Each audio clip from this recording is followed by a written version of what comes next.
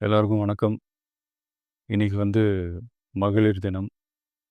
தமிழ்நாடு முழுக்க இருக்கிற என்னுடைய அம்மா, அக்கா, தங்கச்சி, தோழின்னு உங்க அத்தனை பேருக்கும் இந்த தினத்தில வாழ்த்து சொல்லாம இருக்க முடியாது.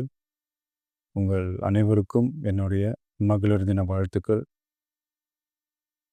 சந்தோஷம் தானே! பாதுகாப்பா இருந்தா தானே சந்தோஷத்த உணர முடியும். அப்படி எந்த பாதுகாப்பும் இல்லாதப்போ, இன்செக்யூரிட்டியா இருக்கிறப்போ, எந்த சந்தோஷமும் இருக்காது தானே! அப்படின்னு நீங்க நினைக்கிறது எனக்கு புரியுது. என்ன செய்ய? நீங்க, நாம எல்லாருமா சேர்ந்து தான் இந்த திமுக கவர்மெண்ட்டை தேர்ந்தெடுத்தோம். ஆனா, அவங்க எப்படி நம்மள ஏமாத்துவாங்கன்னு இப்ப தானே தெரியுது. எல்லாமே இங்க மாறக்கூடியது தானே! மாற்றத்துக்கு உரியது தானே! கவலைப்படாதீங்க. 2026ல நீங்க எல்லாரும் சேர்ந்து, இல்ல நாம் எல்லாரும் சேர்ந்து, இந்த மகளிருக்கான பாதுகாப்பை உறுதி செய்ய தவறிய இவங்கள மாத்துவோம்.